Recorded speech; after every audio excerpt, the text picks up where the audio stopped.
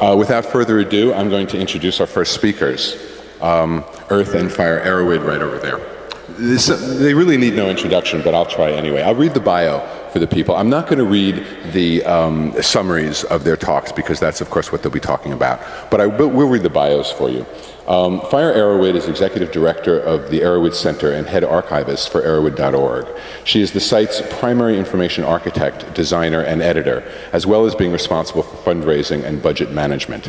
Fire has more than 12 years' experience studying psychoactive plants and drugs.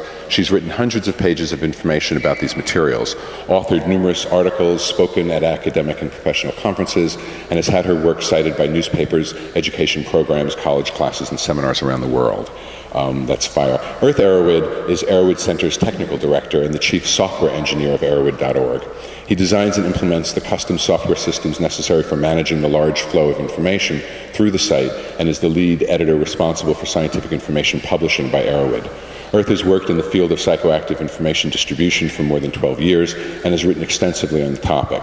He has authored academic posters, been published in both large and small publications, and been interviewed by major news organizations about his work.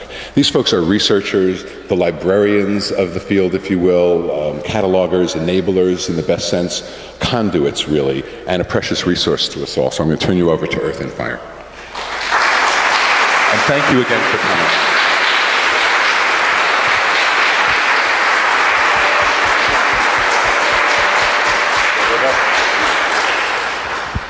This will be lovely. Right there. Good morning, everybody. Thanks for coming to the early show. Our State of the Stone talks kind of morph and carry on traditions started by Terence McKenna when he gave a series of talks he called State of the Stone. They were kind of more wide-ranging, but they included updates on new drugs and kind of the current state of psychedelic stuff. The world is changing pretty quickly these days, and the world of drugs is even faster, with new developments continually being made in chemistry, botany, types of use, law enforcement, distribution methods, you know, everything. We began the EROWID project with the idea of collecting the existing knowledge about psychedelics and other recreational drugs in order to help to make sure that people in high school and college don't have to rely solely on their peers to make decisions about the plants and chemicals that they're going to ingest. So a big part of our work is tracking all of those various trends and trying to distribute that information. So what we're going to do today is sort of do a quick walk through what's current and new. There's been a lot of news in the last 2 weeks, and so we're going to be kind of jumping through some stuff pretty fast. Quick noted sort of how many people, show of hands, sort of are familiar with spice and the kind of synthetic cannabinoid craziness? Okay, good. So most people, not everybody, but most people. This is just a quick rundown of the last sort of 6 or 7 years, kind of new stuff that's been going on. 2006 through 2009, the spice and synthetic cannabinoids were a really big new market, you know, slick packaged cannabinoids being sold in convenience stores around the world. The last couple of years, it's been there's been additional euphoric stimulants, cathinone stimulants, and the Enbome series, and now crocodile. In 2008 and 2009, a whole lot of both the bath salts and plant foods, as well as the synthetic cannabinoids, were being sold in the you know, wide variety of corner stores. That's a very big new trend in that short time period from in the last 5 years, 6 years, I guess. The last time we talked at Horizons a few years ago, the slick packaging, the Mylar packaging things were really big. It was, you know, kind of pretty much any convenience store around the United States had some kind of strange, slickly packaged psychoactive drug. And that is kind of going away. It's now a little more reserved to head shops and things like that, but it's definitely a little still kind of dribbling along. And one of the things that's sort of notable about those markets is that a lot of the materials that were being sold then, and still true to some degree now, very pure chemicals that are being sold. And so a slightly different market than the underground black market, you know, this is a sample of methoxetamine, which is a ketamine analog that we got tested in 2011, and the top chart up there, you can see that there's basically a single chemical present. It's extremely pure material being shipped to people's doors. But there's obviously the problem that that if one buys something from the online markets and things like that, you don't ever really know for sure what you're getting unless it gets analyzed. And so this is from a group that we really like, Exchange Supplies, which is in Britain, and they actually get funding from the government in Britain, and they produce kind of amusing, cartoonish documentation about like a lot of weird stuff, heroin stuff, buprenorphine, IV injection guides and things like that, but they also cover research chemical world. And they're sort of playing on the fact that though a lot of the materials that are being sold are extremely pure, there have been a lot of issues with the wrong pure chemical coming mislabeled. And so it's a very different harm reduction issue to have contamination versus pure misidentified materials. So in 2011, in the United States, a bunch of the synthetic cannabinoids got controlled. They'd already been controlled in 2010 by a few countries, and they continue to kind of slowly come out. More new synthetic cannabinoids are available, and then this year the DEA scheduled 3 more, but there are continuing to be more out there. The echo's a little strange. It is pretty weird up here. But there are still smoking blunt vendors that are up and running both in the U.S. and around the world. You know, these days often proclaiming on the packaging that there's no DEA banned substances in them. They don't actually identify what is in them, nor would any of us probably recognize the names of the chemicals if you heard what they were. Legal in all 50 states. New blend of K2. The EMCDDA is one of the more important kind of drug information sources. They're a European monitoring center for drugs and drug addiction, and they're a little bit more on the law enforcement side, but they do quite a lot of interesting information collection. And this is a chart from the last few years, 2005 through 2012. This is their latest data. That's showing the number of brand new substances which had never been previously identified by them, never been in their books before. So in 2006 there were only 8 new substances that they identified, and in 2012 there were 73. I believe this year, 2013, as of the middle of the year, they were on track to be higher than 73, more like 100. Brand new, never before identified substances that they're seeing available for sale online to you know, the public.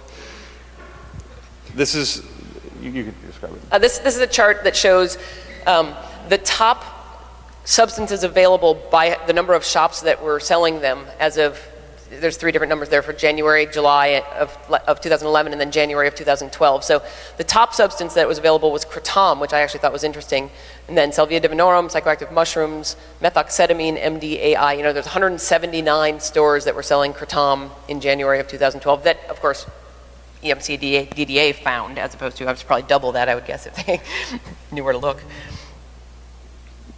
Kratom is the common name for Mitragyna speciosa. It's a plant that grows natively in Southeast Asia, and it's been available in the United States as a productized material for over 10 years now. But over the last few years, it's gone into these kind of slick mylar packaging, and it's getting used by both people who want to use it recreationally as well as a way to stop the withdrawal suffering associated with opioids. It's kind of a quasi-opioid, mu-opioid agonist, I think. This is just a photo that we took last week in Chicago as we were walking by a head shop. We stepped in the door, and there's kratom on the top shelf of Captain Kratom. Captain Kratom, yeah. And the one on the right there, actually, I don't know if you can see it from where you are. It says Mojo Pimp Kratom. Pimp Kratom. Pimp Kratom. I guess that's the good stuff right there. I have no idea what that means.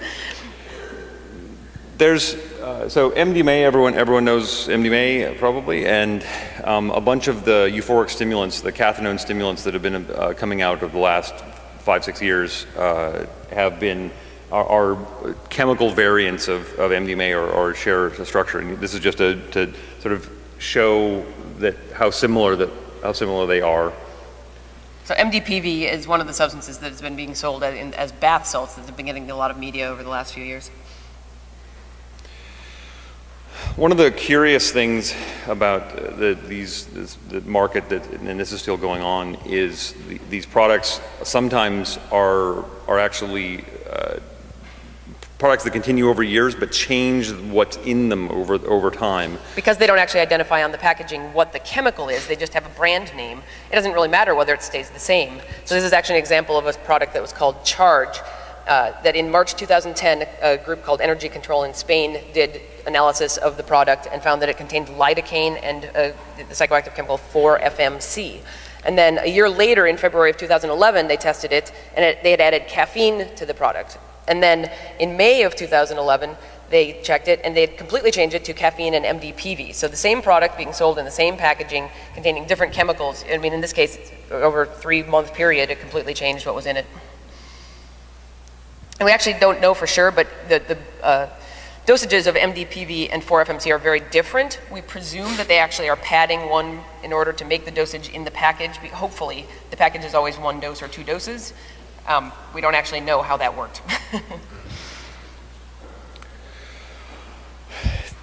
A fellow contacted us and said, I've had depression and chronic pain for a really long time, and I've been taking this stuff, this plant food stuff, and my depression's gone away, I've lost a lot of weight, I'm back at work, and I'm really excited about it, and now here's this product. He sent us photos of it, and then he eventually actually sent us some samples to test. And he wanted to know what was in it. And he actually said that he had been using a substance called MDPV in Florida, but Florida had actually made MDPV illegal, and so he had started using this new product, which seemed like it was kind of the same, but he didn't really know, and so he wanted to get it tested to find out what was in it. And the label says on it in tiny little print, this product does not contain, and then lists however many that is, like 30, 5-MeO-DMT, methadone, ketamine, just names all of these psychoactive drugs that it does not contain, including MDPV, which it has, I believe, in italics and bolded on it, because, of course, MDPV had been made recently illegal. And so he sent the sample in, and we got it tested through our lab, and it contains a single active chemical, MDPV, which is listed on the package as it not containing it. So it's a pretty complicated world, and one of the things that continues to be true, unfortunately, is that the mainstream sources of information kind of fail. That even the better sources, news sources, often either get stuff wrong or are so bent on making sure that no one could misunderstand them as endorsing any of this unseemly behavior, that they're willing to quote people saying the stupidest things. So the New York Times quoted this fellow as saying, if you take the worst attributes of meth, coke, PCP, LSD, and ecstasy and put them together, that's what we're seeing sometimes, referring to bath salts. And of course, if you took all of the worst qualities of those drugs, no one would take it, right? It's pretty straightforward.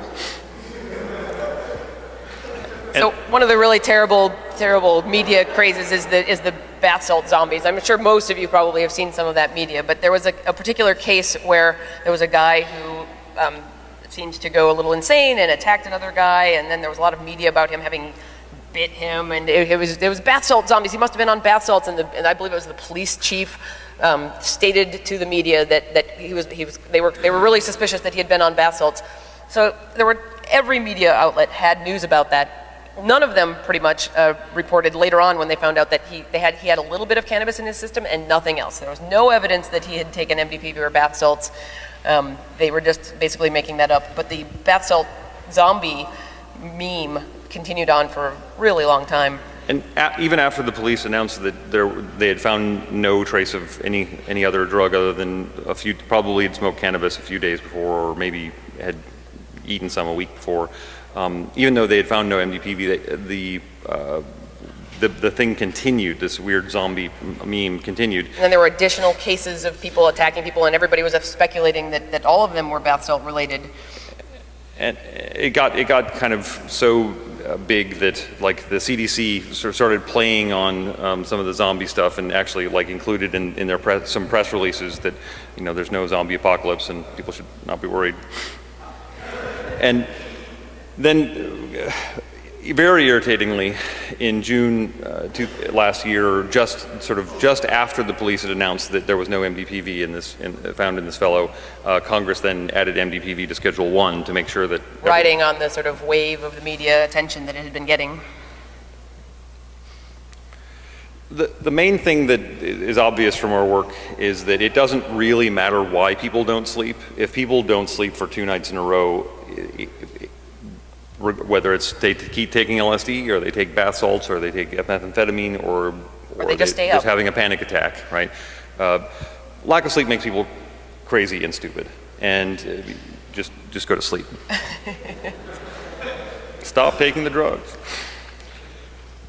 It's a pretty crazy world out there right now. This year we're on track for somewhere between according to EMCDDA, 80 and 100 brand new substances, and it's pretty hard to keep track of. Like, we spend all of our time, not all of our time, a lot of our time, managing groups of volunteers who, track new drugs that are available from vendors and surf the forums, and we're friends with the forum people, and it's a lot to keep track of. One of the new drugs that's been getting a lot of media attention just in the last couple of weeks is actually crocodile. So it's desmorphine. It's an opiate that was first seen in Russia. It's getting attention because it has really sloppy synthesis from codeine, and so it's basically very impure as it hits the streets. And people are injecting it, and basically it turns out that if you inject really impure things, a lot of really bad things can happen. And so there's a lot of skin issues, like actually body degradation through there being bad chemicals left over from the synthesis process. Codeine is pretty easy to get around the world, relatively speaking, and there's a kind of a crappy meth synthesis like method that can take codeine and turn it into desmorphine, which is then a little longer acting and a little more fun than codeine, but. And just to follow on the bad media model, just this morning there was a brand new media article called "Zombie Drug Gives High, Rots Skin" about crocodile. So they just love the zombie meme. So just basically, if it can't be MDPV, okay, apparently it's crocodile is the zombie drug. Everybody loves zombies. Who doesn't love zombies? So one of the outcomes of there being so many new drugs and such broad use and difficulty in tracking it is that there's actually a new model of testing for levels of use of various drugs in a city through testing the wastewater system, because they can detect quite low concentrations of drugs. The idea is that you can basically just go to the wastewater treatment center and test and see how whether the levels of cocaine are going up or down over the course of a year. And so the first international conference on detecting, monitoring, and estimating the use of illegal drugs through wastewater testing took place in May of this year. So a whole conference on testing wastewater for drugs. I'm not sure if everyone's familiar with one of the projects that we run is called Ecstasy Data, and it's actually a project that we have a DEA licensed lab that we work with. People can submit anonymous samples to, and for tablets, we charge $40, and for powders, we've been charging $140, although this month the copay will go down to $100 because we've got a sponsor who's helping us pay for that. We subsidize about $12,000 a year in testing costs in order to try to make this thing happen, and we think it's one of the most important projects just in terms of we would like to see in the United States people be able to test the substances that they're taking, so that they know what it is that they're taking. We've been seeing a lot. It's interesting. We've been seeing a lot more non-tablet samples being sent in as the research chemical market is getting bigger and bigger. A lot of people sending in just white powders to say, is what I bought what I think I bought? So we're getting a lot more of that. So, probably if you're from this area, you've definitely got inundated by Molly news. Over the Labor Day weekend, there were a few deaths associated with a couple of big parties in the Northeast. And, just even though Molly is not actually a brand new term, the media seems to have lost track of looking up things on Wikipedia, and so we actually got contacted by by 7 different fairly sizable media organizations to talk to them about this new thing, Molly. And over a few days after Labor Day weekend, there were 150 stories that we counted talking about Molly, and around half of them got it wrong. It's not that complicated, but it turns out that new terminology is a little confusing, and common names are just sort of naturally imprecise. And one of the big things that I think is sort of new about the slang name Molly is that traditionally it has been used to describe pure-ish powdered MDMA. More recently, it has started being used to mean powdered other psychedelic and/or pathogenic stimulants. And so, let's see, I guess we can switch to these. We have had 80, through ecstasy data, through testing that we've done, as well as through testing results that we collect from a couple of other groups, in particular Energy Control in Spain. We've had 80 different samples that have gotten tested of materials that were submitted as Molly since 2000. And over the last, let's see here, over the last 18 months, we just did an analysis last night, the samples are just about equally likely to be methylone as they are to be MDMA. There's a few other substances that are also showing up as Molly in powder, but methylone is the primary one that we're seeing that is about as common as MDMA. One of the things that's a little complicated, confusing for young people, or anybody really, is that if you buy something that's pure and it gets sold as Molly and it's methylone, it's actually possible that one would consistently get something that is methylone in a baggie sold as Molly. And methylone's dosages are higher, so even if one were weighing the material, it might be reasonable to take 200 milligrams of methylone for an evening and not be too high. But starting out with 200 milligrams, if you then buy another baggie of Molly and it turns out to be MDMA, you take 200 milligrams, it might be way too much, especially if you take 2 doses or whatever. And so the deaths that we are aware of that have had their results, toxicology results published, we know that one of them was supposedly just pure MDMA, but the person took 6, so we don't know 6 what exactly, but 6 hits, tablets presumably, which is quite conceivably a very high dose. And another one of them was MDMA in combination with methylone, so we don't know if that was powder or if that was tablets that contained both or what. The easiest way to test things is in your own home or at a party, and the reagents are available from a variety of different companies that people can use to do field tests. And there's no way to use a field test to absolutely confirm what a substance is or to verify that there are no contaminants, but it's a way that one can rule out certain things. Reagent tests are available on Amazon. And in the crazy world of 2013 and online sales of things, Amazon helpfully provides a list of other products that you might be interested in. So people who bought drug testing reagents on Amazon also bought naphtha, 5-HTP, milligram scales, cannabis grinders, P-Col and T-Col by the Shulgins, whipped cream chargers and empty gel caps, the Doors of Perception by Aldous Huxley, earplugs, glow sticks, and 1,000 tiny Ziploc bags. So one of the things that's been in the news for the last couple of weeks is Silk Road. How many people have heard of Silk Road before? How many people have not heard of Silk Road before? Few. Okay, good. Good. Few. It's a little difficult to describe, but it's basically there's an encryption system called Tor that people can use to visit sites anonymously, and Silk Road was a site that you could only visit through this anonymizing system called Tor. It was shut down a week and a half ago by the FBI, who is supposedly shut down or whatever, the government shutdown thing, but they seem to still be working. How many people actually installed Tor and figured out how to visit Silk Road in order to look at what they had for sale? A few. Okay, good. Yeah, some. It was a little bit of a technical. You had to choose. You had to be willing to try. You have to be willing to try. But one of the things about Silk Road that was interesting and disturbing was that it wasn't just a place that one could go and buy things. It was also included a set of forums, and the forums were particularly. It made me a little uncomfortable whenever I visited Silk Road.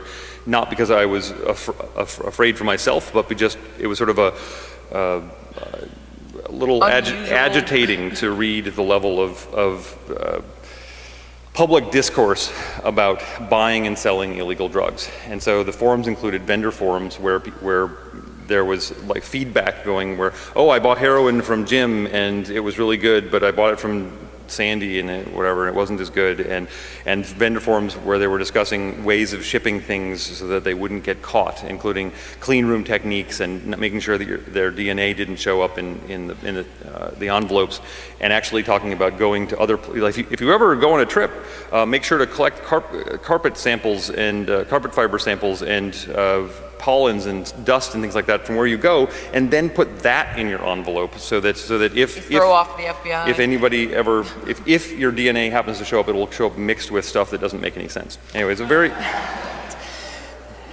So those markets have been, I think he's jumped down. Okay, good. So... we're going to keep it for a little late. So one of the things that's been being sold across the internet and the Silk Road-like markets has been a substance called 2,5-I in Bome, or 2,5-I for short. And what's most notable, it's a psychedelic phenethylamine, and what's most notable about it is that its dosages are extremely low, sort of half a milligram, 500 micrograms. A little higher than LSD, but not a lot higher. So it's small enough dosage to actually be able to fit on blotter. And this is just a photo of a couple capsules showing 1 milligram at the bottom of the capsule, which is a little bit like a water spot, 10 milligrams, which is definitely enough to see and handle, and then 100 milligrams, which is actually pretty easy to handle. But it's very difficult, and it's really kind of inappropriate for teens to be able to buy grams of stuff that's active at under a milligram. There have been a lot of issues based on that because people are used to the idea that a white powder, snorting a small line of it will be fine, for example, and that's actually caused deaths because a line is a huge amount of 2,5-I. And most notably, I think that 2,5-I is now available on blotter, and so it used to be blotter was pretty much LSD. We're generally guessing, but it seems like there's half of the blotter that's randomly going around. At the summer festivals this year in the United It's probably States? 2,5-I instead of LSD. There's a lot of it. We have done some testing through ecstasy data as well as through the energy control group as well. And do we have the numbers here? I don't know that we do. It was I think it was 40% of the samples blotter. Blotter sold as acid in Spain this summer. 40% showed up as containing the N-Bome compounds instead of LSD. There have been dozens of known publicized deaths around the world. DEA has announced that it recorded 14 known deaths in the U.S. 11 of those are from direct pharmacological effects, and 3 of them were from behavioral fatalities. So I think people getting injured to the point of death because they were really, really high. On Thursday, the DEA announced a 1-month waiting period before they will temporarily schedule the N-Bome compounds. Then that's emergency scheduled for a while, and then it will be permanently scheduled after that. I think let's jump past that. I can't jump. Waiting. 3D printing school. I think, jump one more. Yep. So there's a lot of different responses around the world to this phenomenon of lots of new drugs. The primary response around the world is to continue banning things, that prohibition will carry us through this terrible time. In Russia, they decided to ban the information. So there's a list of banned sites in Russia that are, Russia does not have like a China firewall kind of thing, but they have a list of sites that are domains that ISPs are legally obligated to block, and EROWID is now part of that list. In Britain, they're implementing an adult content filter, which is supposed to be implemented by default by all ISPs, and it's not clear exactly what will be blocked through that yet, but we are kind of expecting that eventually the drug information websites will be blocked based on political decision making. But then in the U.S., obviously, 2 states have recently legalized cannabis, so that's sort of a different direction. Is you pick the least harmful of the materials and start to try to back off on the law enforcement of those. One of the things I think it's really interesting over the last year since Washington and Colorado legalized cannabis is it really looks to us like it's now pretty clear for the next few years that history has decided that cannabis legalization will be moving forward. And the people who are the prohibitionists who are against cannabis legalization are now feeling like they're on the wrong side of history. And there's a discussions. There's a conference that's going, I can't remember exactly when it is, but it's later this year, maybe early next year. That's a conference dedicated towards trying to continue with the prohibition of cannabis. And they're actually going to the trouble of researching the people who signed up for tickets and actually refunding money to people. They are disallowing anybody who is pro-cannabis from coming to the conference. So there's actually been a lot of discussion about it because people bought tickets to go and then got their money refunded and their tickets taken away because they're having a hard time actually filling the conference with people who are against cannabis, and instead they're getting a lot of people who are going to come, I'm sure, and I don't know if they were going to smoke weed. What they were going to do, probably. One of the most interesting things going on in the world, from our opinion, our viewpoint, is in New Zealand, that they're actually trying something pretty different. Now, it's unclear how well this is going to go, but it was signed into law in July. It's called the Psychoactive Substances Act, and it creates a category for legal drugs, legal recreational drugs. And they have already approved several drugs to be manufactured and distributed. And the main thing that's interesting about this is that instead of prohibiting everything that comes along, the theory is you allow some things to be sold, require labeling on the package so that people can report back any problems that come up, and then ban the ones or disallow the sale of the ones that actually hurt people. That maybe over time we would actually be able to have some social tonics, I think is one of the terms that's used, that would be legal.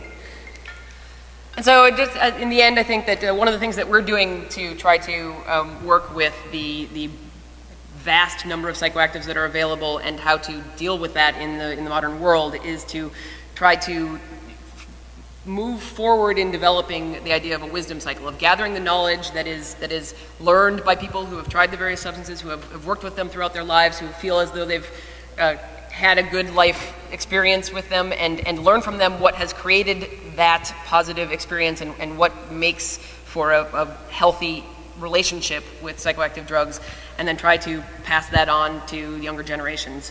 And so we've been working on a survey, the Wisdom Cycle Survey Project, which is going to be a series of surveys. At this point in time, what we're doing is surveying elders about their experiences and trying to gather their knowledge, and we're going to be continuing to do that work. I think we have to. This is the early results from just this pilot survey that asked people partially for their life experiences, but also asked them what we should ask other people about. And one of the interesting things was that 93% of the people that we asked thought that psychedelics and pathogens can play a beneficial role in one's life. And so hopefully we'll be finding out how to describe what works for people and what doesn't work for people. So that's questions. Join me in thanking Earth and Fire EROWID. Thank you very, very much. One of the things that we do with Horizons is we always make sure we have a good amount of time for Q&A. The speakers don't like it, actually, because we ask them to keep it to 30 minutes. But we know that you folks sitting here have a nice opportunity to interact with the folks on stage. So remember, a question is an interrogative, something that usually ends with your voice going up, as opposed to a personal statement. So try to keep those to a minimum. Anybody have a question for Earth and Fire EROWID? Raise your hands. Yes, yes, yes. Yes, yes, yes. Okay. In the back. Thank you. Really, really well done. Just two short questions. One, for outside resources, who do you really like to hear, like the European Monitoring Council and the Dawn Future Survey? Of those outside resources, who are some of your favorites and most accurate? And the other question is, of all these new synthetics coming out, which are the drug classes or the specific drugs that scare you the most in terms of harm reduction, and what's happening in the wild? I know it's a tough one, but you're experts, so you can play with it. Good. So what surveys do we like best about drug use? And then what drugs are we most afraid of? Correct. Good. Well, there are a couple of fairly large-scale surveys of what drugs people use in the United States, and there's a few others in other countries. The United States probably has the best one, and my favorite is Monitoring the Future, which is started in the 1970s and asks students in high school, I guess 8th, 10th, grade they start. 8th, 10th, and 12th grade, and then they actually take a subset of the people that they've surveyed in 12th grade and continue to follow up with them. So they do a longitudinal thing. So they've been following some people from the mid-1970s through today. And one of the things that's really interesting about there is the recanting rates. Right. So because they've been following people over a long period of time, they actually are able to track. So let's say you ask an 8th grader, have you ever used LSD? And then you ask them in 9th grade and 10th grade and 11th grade and 12th grade, and then I think it's every 5 years maybe after that. 3 and then 5. Sometime in their late 30s or mid 40s, a lot of people start saying, no, I've never tried LSD, even though they previously filled out on the survey that they had tried LSD. And so it's sort of an interesting tracking of what the data probably means if you just ask people who are 40 if they ever took LSD, because people are in the middle of their careers and they don't really want to write down on a piece of paper, rightfully so, that they took a particular drug. But by doing it through a longitudinal process, they are actually able to see what that level is of how many people lie later. A lot of the surveys are pretty complicated because in terms of taking the results and actually extrapolating them to the whole population, which they almost always do, because a lot of the surveys aren't really anonymous and there's no trust built up. So like somebody, what used to be called the National Household Survey, now called the National Survey on Drug Use and Health, they go to people's homes and then ask them questions about their illegal drug use. They go to people's homes and ask kids questions in front of their parents. So you can't always interpret the results straightforwardly. In terms of drugs that we are afraid of, it's pretty much any new drug, anything that's really brand new in the last couple of years shouldn't be available to the public in some ways. I mean, in some ways not quite as many people should be trying it because it's what they can get easily. They don't really. It's a little bit like using teens as lab rats, which is okay, sort of. Better than using me as a lab rat. But I think that some of the ones that I'm most concerned about are actually some of the downers, some of the things which are central nervous system depressants.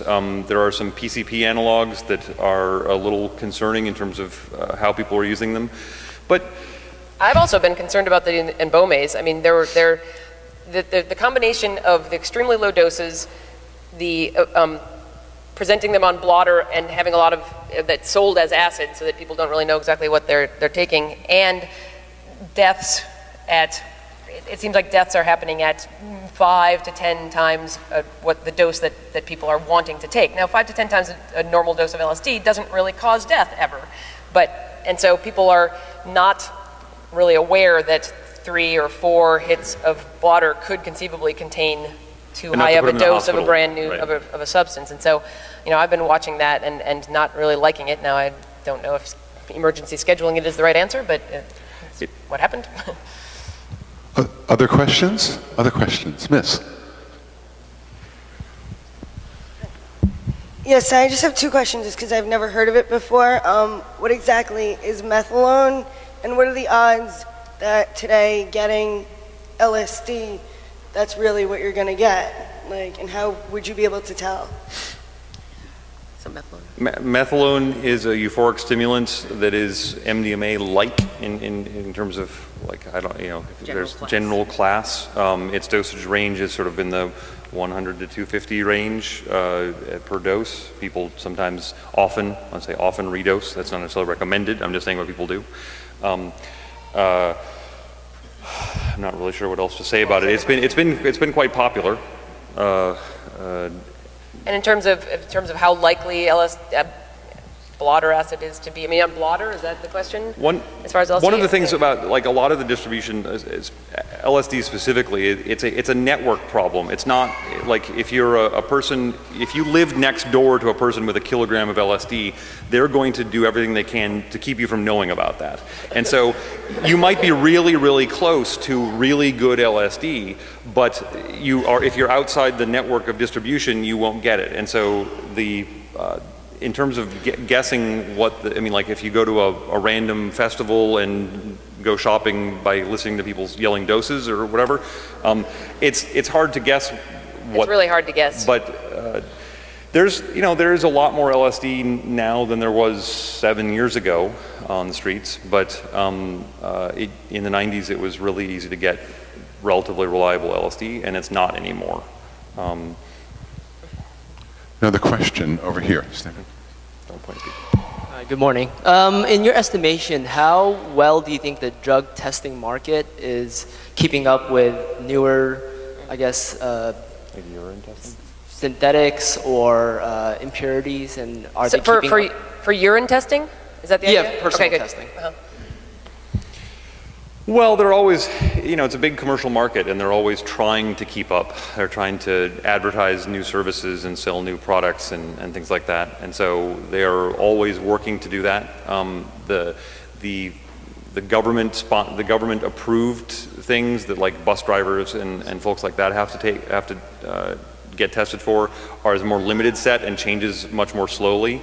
But It's also the standard test that most employment tests would test for. They're not keeping up very much. I mean, they continue to develop tests that will test for newer substances, but they aren't used generally. That those tests are not generally used. And so, if there's some particular reason for law enforcement or an employer to suspect a particular strange new research chemical, it's possible they could test for it. But if you just are doing standard employment testing, they're not testing for any of the new substances. One more question. oh, this one. Sir. Yeah, I'm curious if the 2,5-I was named because it's similar to LSD 25. No, it's actually a chemical variant of, so it's, another name for it is 2CB. Or 2CI. Enbome, or 2CI Enbome, and so it's actually a variant of 2CI. And so it's not. The 2C compounds have this sort of extra wing attached, which makes them much more potent in a kind of LSD-like way. But the 2,5 is related to counting where things attach to each other. It's not related to. And second, have you guys followed the money on who's actually making all these synthetics and putting them in the glossy packaging? I couldn't understand the question. Have you followed the money to see who's actually packaging these things irresponsibly? Well, unfortunately it's pretty common. The Silk Road was a big source of pre-dosed blotter that was specifically, people were selling on Silk Road stuff to be sold as acid. It had like Albert Hoffman bicycle ride blotter and other things which were very clearly LSD designed blotter designed to hold LSD that then got dosed with the Enbome compounds. But there's also been a lot of the Silk Road blotter that was being sold with 2,5-I on it was being sold specifically labeled as 2,5-I, but then how many, a couple people down the chain and you've got blotter and who wants 2,5-I instead of LSD, so you just say it's LSD instead, and so it's hard to know exactly where that's all happening. Because of the potency of the substances, the higher the potency of the substance, the easier it is to get a lot of doses through customs or through mail. And so, a standard letter envelope goes up to 28 grams in it. And so one imagines that one could fit 15 grams of material in a letter envelope pretty easily. And 15 grams of 2,5-I Enbome is 25,000 doses or something like that. And so it's actually what has been quite easy for people to buy stuff legally and then do what they want with it. Do what they want with it. Well, in the interest of time, I'm going to ask you to help me thank Earth and Fire EROWID. Thank you so much.